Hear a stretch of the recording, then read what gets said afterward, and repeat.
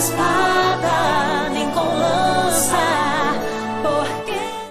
Graça e paz do Senhor Jesus a todos, bem-vindos ao canal Palavra de Deus Diário. Obrigada a todos que têm deixado um like, que têm feito comentários. Os seus comentários ajudam muito o canal. Compartilhar o canal com mais pessoas ajuda mais ainda. Hoje nós estamos em 1 Samuel, capítulo 6. Nós vimos ontem que os filisteus levaram a força e colocaram a Arca da Aliança junto com o Deus Dagom deles. E nós vimos o que aconteceu com o Deus deles e com todos eles que tentaram levar o Senhor à força para o meio deles. Onde o Senhor não quer estar, Ele não estará. E nós vamos ver muito claramente o que o Senhor fez para que aquele povo devolvesse a Arca da Aliança que tinha sido dada a Israel, era por direito deles. Eles então decidem, depois de ter tido problemas, depois de ter tido um monte de ferimentos, doenças e tudo mais,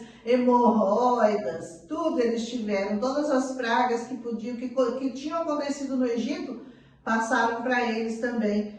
Isso eles falam, depois de 7 meses, eles decidem devolver a arca. Perguntam então aos sacerdotes, aos adivinhos daquele lugar, como que eles iam fazer para devolver, não queriam correr o risco de devolver a Arca da Aliança de qualquer maneira. Versículo 2 fala isso. Então eles, os adivinhos lá, orientam a devolvê-las junto com uma oferta pela culpa, para que fossem curados e que soubessem que a mão do Senhor se afastaria deles. A mão pesada do Senhor se afastaria. Versículo 3. Eles decidem mandar 5 tumores de ouro. O que são? O que é isso? Aqueles tumores que estavam aparecendo no corpo deles, eles fizeram aquilo, uma imagem daquilo em ouro, e mais 5 ratos de ouro, porque os ratos também estavam invadindo lá, de acordo com o número de governantes dos filisteus, ou seja, 5 e 5, porque a praga havia atingido a eles e aos governantes. Versículo 4 fala isso. Eles disseram, façam imagens em ouro puro dos tumores e dos ratos que estão assolando o país e deem glória ao Deus de Israel. Eis o segredo. Dê glória ao Deus verdadeiro, ao único Deus verdadeiro que há, que houve, que sempre haverá, o grande Deus de Israel. Versículo 5.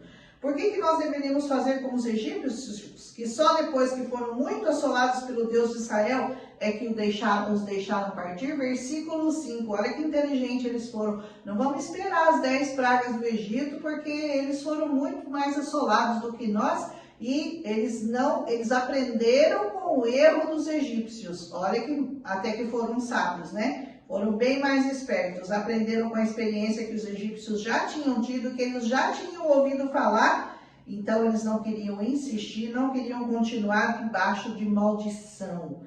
Prepararam uma carroça com 2 vacas que nunca tinham recebido um jugo antes, ou seja, nunca tinha sido colocado um jugo aqui no pescoço delas. Afastaram-nas dos bezerros e colocaram a arca sobre a carroça, numa caixa, ao lado, o ouro que tinham feito pela expiação da culpa. Versículos 7 e 8. E ficaram observando, e disseram, se a carroça for em direção a Bet-Semes, é porque o mesmo Senhor que trouxe essa desgraça sobre nós, vai voltar para lá. Se não for, saberemos que não foi a mão do Senhor. Versículo 9, ou seja, eles iam soltar as vacas para que elas mesmas tomassem a direção que elas quisessem. Se elas partissem em direção a Bet-Semes, eles iam saber que o Senhor estava realmente levando de volta para o lugar onde ele queria estar. Se ela não fosse para lá, é porque não tinha sido isso a causa de toda a desgraça que aconteceu com eles. E assim eles fizeram. E adivinha para onde que as vacas foram?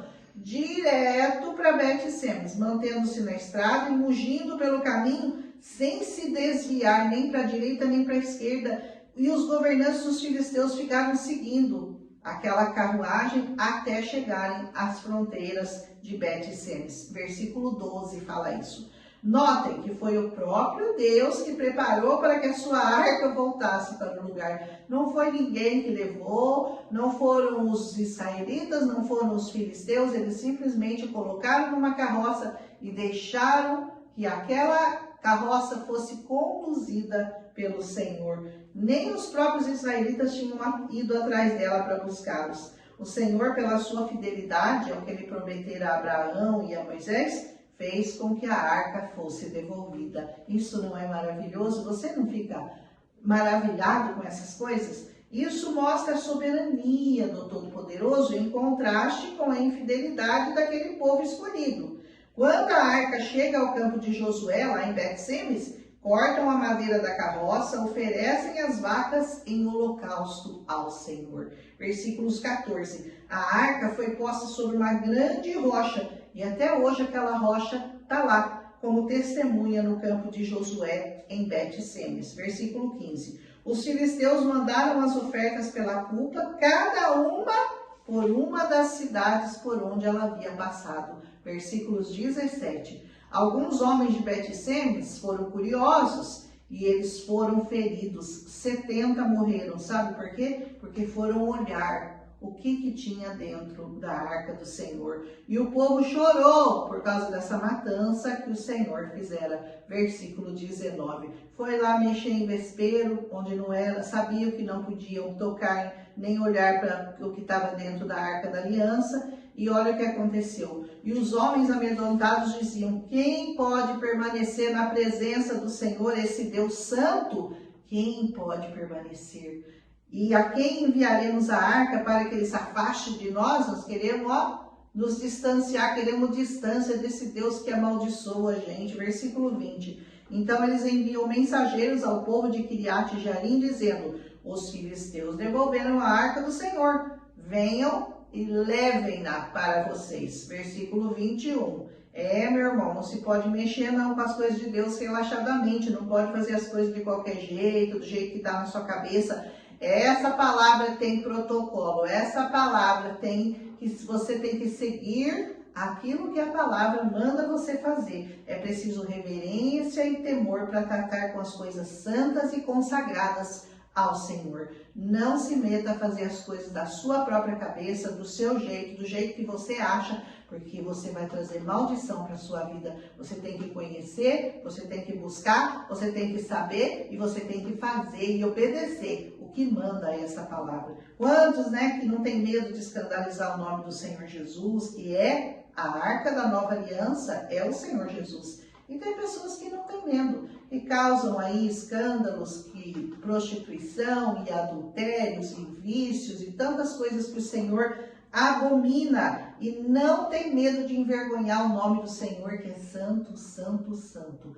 Ai deles, que nós aprendamos a tratar desse nome, então, meus irmãos, com muita reverência, com muito cuidado, com muito zelo, com muita obediência, porque o Senhor é bom, Ele é justo, Ele é fiel, misericordioso, mas também é zeloso da sua palavra, e ao culpado Ele não tem por inocente, principalmente se você já fizer alguma coisa depois de já ter conhecido o Senhor. O que o passado do tempo da ignorância, Deus não leva em conta, mas depois que você conheceu ao Senhor e você continua fazendo coisas que você sabe que não agradam ao Senhor, aí você tem que tomar muito cuidado, porque o Senhor zela pela obediência da sua palavra. Cedo ou tarde nós seremos julgados, hein? Estaremos diante do grande tribunal de Deus. Então vamos cuidar de fazer tudo o que Ele pede, porque Ele é santo e Ele zela pela sua palavra. Então não se deixe enganar pela astúcia do diabo. Deus ama o pecador, mas Ele odeia o pecado. Aprenda isso. Não tem essa de, mas é que Deus vai tolerar meu pecado. Ele não vai tolerar o seu pecado. Ele quer que você se afaste do pecado, que você resista ao diabo, fuja e corra para os braços do Senhor. Naum 1:3, eu quero ler para vocês. O Senhor é tardio em irar-se, grande em poder, e ao culpado não tem por inocente. O Senhor tem o seu caminho na tormenta e na tempestade, e as nuvens são o pó dos seus pés.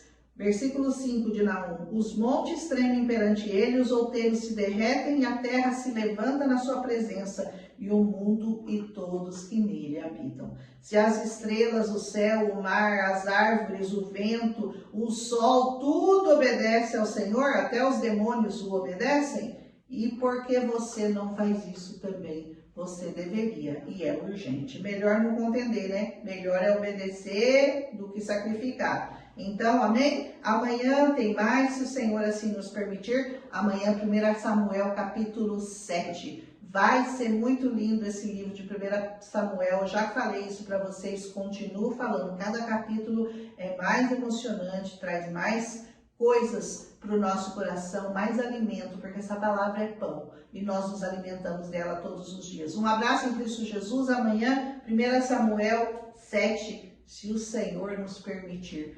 Até aqui nos ajudou o Senhor. E amanhã é exatamente isso que ele vai falar. Um abraço, até amanhã, se o Senhor nos permitir. Milagre visitou.